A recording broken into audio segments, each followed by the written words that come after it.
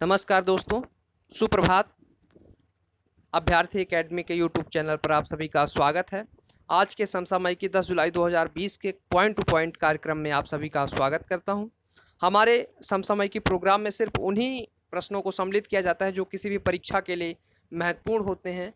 नहीं तो एक दिन में तो 20 करंट अफेयर्स के क्वेश्चन बनते हैं, 20 न्यूज़ें आती हैं, लेकिन क्या सभी परीक्षा के लिए महत्वपूर्ण है? तो नहीं है। और जैसे कि किसी प्रश्न में 4 ऑब्जेक्टिव दिए जाते हैं, आप कई वीडियोस देखते होंगे, 4 ऑब्जेक्टिव दिए जाते हैं, लेकिन उसमें से एक ही ऑब्जेक्टिव सही होता है। तो इससे अच्छा है कि हम डायरेक्टली एक ही ऑब्जेक्टिव को लिखें जो सही है, क्योंकि सामने वाले व्यक्ति को तो पता है नहीं, तो वो गेस तो करेगा नहीं, सीधे इसी को देखकर आंसर जानेगा, उत्तर जानेगा। तो इसलिए हम सिर्फ प्रश्न लिखते हैं और डायरेक्टली उसका उत्तर लिख देते हैं, फिर उससे संबंधित पॉइंट को आगे हम दर्शाते हैं। तो आइए आज का वीडियो स्टार्ट करते हैं। वीडियो स्टार्ट करने से पूर्व आपसे इसे निवेदन है, मेरे यूट्यूब चैनल को सब्सक्राइब करें एवं बेल आइकन को क्लिक करें, जिससे हमारे वीडियोज़ के अपडेट आप तक पहुँचे और आप हमारे वीडियोज़ को सबसे पहले देख पाएँ। तो आज के सबसे पहले प्रश्न को देखते हैं। हाल ही में रक्षा मंत्री द्वारा किस राज्य में 6 पुलों का ई उद्घाटन किया गया? क्या कितने पुलों का? 6 पुलों का ई उद्घाटन किया गया। यहाँ पे हम राज्य नहीं लिखेंगे, बल्कि हम इसको केंद्र शासित प्रदेश के रूप में लिखेंगे, है ना। तो हाल ही में रक्षा मंत्री द्वारा किस राज्य या किस केंद्र शासित प्रदेश में 6 पुलों का ई उद्घाटन किया गया? तो उस केंद्र शासित प्रदेश का नाम है जम्मू एवं कश्मीर। क्या नाम है? जम्मू एवं कश्मीर। इससे संबंधित पॉइंट देखते हैं। इन पुलों का निर्माण सीमा सुरक्षा को मजबूत करने के लिए किया गया है, अर्थात हमें ऐसे क्षेत्र में आवागमन को रोकना है जहां पे सीमा से संबंधित विवाद है या फिर हमें हमारे सैनिकों को असुरक्षा हो सकती है। इसलिए भारत सरकार ने, केंद्रीय सरकार ने ऐसे पुलों का निर्माण किया है जिनका उपयोग हम पूर्ण सुरक्षा के साथ कर सकें, है ना। इन सभी पुलों का निर्माण बॉर्डर रोड ऑर्गेनाइजेशन BRO द्वारा किया गया। किसके द्वारा? बॉर्डर रोड ऑर्गेनाइजेशन द्वारा किया गया है। यह एक ऐसा ऑर्गेनाइजेशन है जो कि किसी भी बॉर्डर या सीमा पर जिन रोड या पुल या फिर किसी भी प्रकार की अवसंरचना का निर्माण करना होता है, तो इस ऑर्गेनाइजेशन द्वारा किया जाता है। आज इसके बाद आज के दूसरा प्रश्न है ना। हाल ही में दक्षिण एशिया के कौन से देश हैं जिन्होंने 2023 से पूर्व ही खसरा और रूबेला को खत्म करने वाले पहले देश बन गए? ठीक, दक्षिण एशिया के WHO के जो सदस्य देश हैं, 2 देश ऐसे कौन कौन से हैं जिन्होंने, लक्ष्य उनका क्या था कि हम 2023 तक में खसरा और रूबेला को समाप्त करेंगे, लेकिन उसके पूर्व ही इन्होंने खसरा और रूबेला को समाप्त करके पहले देश, दक्षिण पूर्व एशिया के पहले देश बन गए। तो उनका नाम है, पहला है श्रीलंका, दूसरा है मालदीव। क्या? श्रीलंका और मालदीव ऐसे देश बने हैं दक्षिण पूर्व एशिया के ऐसे देश हैं जो कि लक्ष्य 2023 से पूर्व ही खसरा और रूबेला को समाप्त कर चुके हैं। इससे संबंधित पॉइंट हैं जो कि किसी भी परीक्षा के लिए महत्वपूर्ण हो सकते हैं। जैसे कि पहला है, श्रीलंका के राष्ट्रपति वर्तमान में कौन है? गोताबाया राजपक्षे। कौन है श्रीलंका के राष्ट्रपति? गोताबाया राजपक्षे हैं। श्रीलंका की राजधानी जयवर्धनेपुरा। क्या? श्रीलंका की राजधानी जयवर्धनेपुरा है। इसके बाद श्रीलंका की मुद्रा का नाम है श्रीलंकाई रुपया। क्या? श्रीलंकाई रुपया। एक बार फिर से, श्रीलंका के राष्ट्रपति गोताबाया राजपक्षे, श्रीलंका की राजधानी जयवर्धनेपुरा, श्रीलंका की मुद्रा श्रीलंकाई रुपया। इसके बाद मालदीव की राजधानी, हमने दूसरा जो देश पढ़ा था मालदीव की राजधानी माले। ठीक, यहाँ के राष्ट्रपति इब्राहिम मोहम्मद सोलिह। क्या?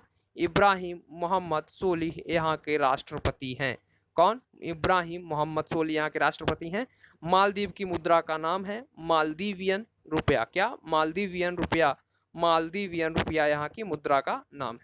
इसके बाद आज के प्रश्न नंबर 3, केंद्रीय मंत्रिमंडल ने कृषि से संबंधित किस योजना को स्वीकृति दी है? क्या? किससे संबंधित योजना है? कृषि से संबंधित कृषि अवसंरचना कोष। क्या? कृषि अवसंरचना कोष ये योजना है। केंद्रीय मंत्रिमंडल ने इसको क्या दिया है? मंजूरी दी है। इस योजना का नाम है कृषि अवसंरचना कोष। आइए इससे संबंधित पॉइंट देखते हैं। इस योजना के अंतर्गत 1 लाख करोड़ की पूंजी खर्च की जाएगी, यानी इस योजना में जो लागत है, इस योजना के अंतर्गत जो लाभ पहुंचाए जाएंगे उसके लिए 1 लाख करोड़ पूंजी क्या किया गया है? 1 लाख करोड़ पूंजी खर्च करने की बात कही गई है। इस परियोजना में समुदाय खेती की संपत्ति और फसल कटाई के बाद का बुनियादी ढांचा प्रबंधन शामिल होगा। मतलब इस परियोजना में समुदाय खेती यानी कम्युनिटी जो आपकी क्या कहते हैं कि सामुदायिक खेती है आपकी जो की संपत्ति है ना, और फसल कटाई के बाद का जो बुनियादी ढांचा होगा, जैसे फसल कटाई के बाद जुताई होती है, इसके बाद अगर कहीं की खेत का मेड़ वगैरह खराब हो गया है तो उसकी मधाई होती है, या फिर वहाँ पे जल की सुविधा करवाना होता है, जल संसाधन की सुविधा करवाना होता है, ये सभी बुनियादी जो ढांचा प्रबंधन शामिल होगा। इसके लिए वित्तीय सहायता और ब्याज अनुदान के माध्यम से सुविधा बढ़ाई जाएगी। यानी अगर आप ये वित्तीय सहायता दी जाएगी और ब्याज में अनुदान यानी ब्याज नहीं लिया जाएगा, इसके माध्यम से सुविधा बढ़ाई जाएगी। यह योजना वर्ष 2020 से 2029 तक के लिए निर्धारित की गई। कब से? 2029 से 2020 के लिए निर्धारित की गई है, यानी कुल मिला के 9 से 10 साल के लिए यह योजना है। इसके बाद आज के प्रश्न नंबर 4 पर आते हैं। उड़ीसा सरकार ने सरकारी भूमि अतिक्रमण को रोकने के लिए किस प्रणाली की शुरुआत की? यानी उड़ीसा राज्य सरकार ने सरकारी भूमि पर अतिक्रमण ना हो, किस पे? सरकारी भूमि पर अतिक्रमण ना हो, इसके लिए एक प्रणाली की शुरुआत की है, उसका नाम है ब्लूइज। क्या? ब्लूइज प्रणाली है, ब्लूइज प्रणाली। इससे आइए इससे संबंधित पॉइंट देखते हैं आपके ब्लूइज प्रणाली से। तो जो यहाँ पे ब्लूइज है, इसका full form Bhubaneswar land use intelligence system. क्या? V for Bhubaneswar, L for land, U for use, I for intelligence, S for system, है ना। Bhubaneswar land use intelligence system. यह एक क्या है? एक मोबाइल और वेब आधारित समाधान है। भूमि पर अतिक्रमण होने पर यह अलार्म बजाएगा और सरकार को सूचित करेगा। ठीक, भूमि से संबंधित जो मंत्रालय होगा उसको सूचित करेगा। क्या है? एक मोबाइल एवं वेब आधारित समाधान टूल है या उपकरण है। ठीक, सरकारी जमीनों की सुरक्षा के लिए अंतरिक्ष प्रौद्योगिकी यानी उपग्रहों, सैटेलाइटों आदि का उपयोग, है ना, प्रौद्योगिकी और कृत्रिम बुद्धिमत्ता का उपयोग करने वाला उड़ीसा देश का पहला राज्य बना। यानी कृत्रिम बुद्धिमत्ता, सरकारी जमीनों की सुरक्षा के लिए अंतर्राष्ट्रीय प्रौद्योगिकी, इसके अतिरिक्त कृत्रिम बुद्धिमत्ता का उपयोग करने वाला उड़ीसा देश का पहला राज्य बना।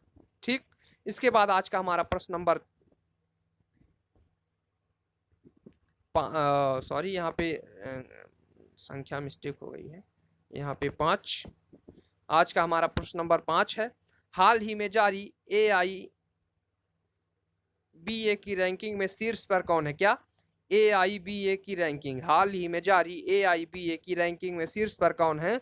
तो उसका नाम है अमित पंघाल। क्या? अमित पंघाल। अमित पंघाल AIBA की रैंकिंग में शीर्ष पर है। आइए AIBA से संबंधित बातें जाते हैं, यहाँ पे इसका नाम आया है। तो AIBA all India boxing association. क्या?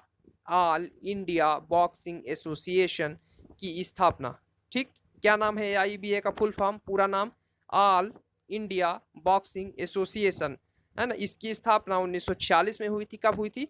1946 में हुई थी। आप लोग याद कर लेंगे, चूंकि स्पोर्ट का जो सेक्शन है, स्पोर्ट का जो पोर्शन है MPPSC के लिए, कभी कभी MPSI में भी क्वेश्चंस आ जाते हैं, तो उसके लिए ये महत्वपूर्ण प्रश्न साबित हो सकता है। इसका मुख्यालय लुसाने स्विट्जरलैंड में है। कहाँ इसका मुख्यालय?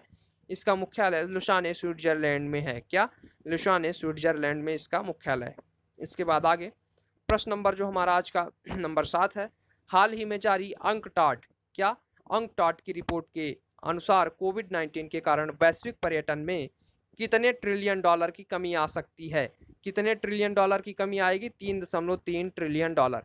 यहाँ पे एक महत्वपूर्ण शब्द है जो कि इकोनॉमिक्स से संबंधित है, अंकटाड। क्या? अंकटाड। इससे संबंधित बातों को देखते हैं। अंकटाड, अंकटाड का फुल फॉर्म है United nation conference on trade and development. क्या लिखा है? United nation conference on trade and development, इसका फुल फॉर्म है अंकटाड का।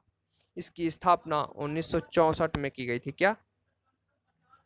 1964 में की गई थी। इसकी स्थापना 1964 में की गई थी। इसका मुख्यालय जेनेवा। इसका मुख्यालय कहाँ है? जेनेवा में है। इसके प्रमुख है अब्दुल्ला महमूद अब्दुल हलीम मोहम्मद। क्या? अब्दुल्ला महमूद अब्दुल हलीम मोहम्मद इसके प्रमुख हैं।